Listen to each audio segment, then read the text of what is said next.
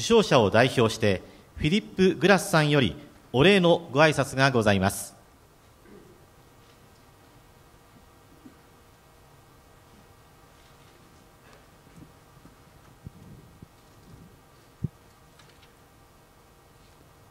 Your Imperial Highness, Prince and Princess Hatashi, Excellencies, distinguished members of the Selection Committee, ladies and gentlemen. As the eldest of the laureates, I've been asked to say a few words. When I think about the 124 of us, I feel like I must be the youngest. I find it an overwhelming honor to be in your company. This is truly a remarkable group of people, and I want to salute the Japan Art Association for the great foresight of establishing an award like this for culture. When we say culture, we can talk about art, we can talk about science and politics, but for us, culture means the arts. And of course, it's our predilection and our desire to work in this way, and it's a great honor for us to be awarded in this way. I wanted to say just a few personal responses to being here, coming to Japan again. I've come many times, and I've worked with Japanese artists. I've set the words of Kawabata to music and the words of Mishima. I'm currently working with Maki Namakawa, a great, wonderful pianist who is premiering new piano pieces of mine. Her parents have joined us tonight. They're part of our here this evening. But when I come to Japan, it's always something surprising happens, and something very wonderful happened last night. We were at the Maji Shrine, which I had been looking forward to visiting, but I had heard so much about it. And a number of things happened there. The first thing was I expected something very old and perhaps dark. Instead, I found a large, beautiful building. It had the dignity and resonance of something very old, and yet it seemed to have the power. It seemed to be full of that.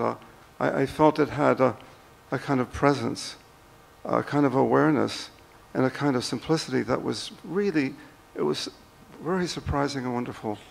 We were brought, the laureates and myself, were brought in the front of the group, and we came and we met there were two priests there, an older one, perhaps in his 50s, and a young man in his 20s. Again, I was looking at modern people. I wasn't looking at something from the past. They were wearing the traditional clothing, which I knew what it would look like. I had seen it before. They welcomed us there. There was a brief ceremony. And then, at that moment, we began to hear the bell, we began to hear the drum. And the sound of the drum was so deep, and it resonated so much, it was almost overwhelming.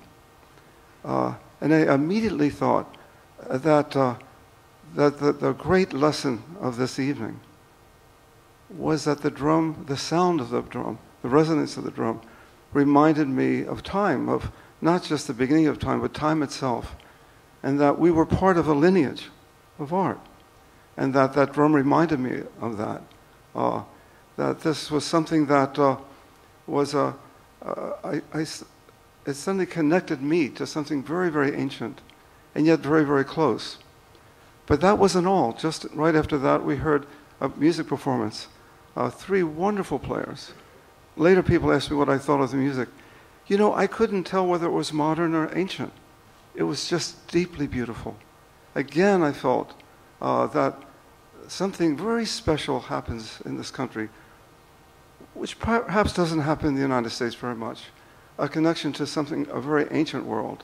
At the same time, it tells us, because of what we were, it tells us who we are. And because of that, it tells us of what we can become. So in that moment, between the drum and the music, I felt they were in the past, in the present, and the future. It was a profoundly moving moment for me. This was a great gift. I have to thank you. I think we all thank you for that. This other gift was something I didn't expect, and for that I'm also grateful. Thank you.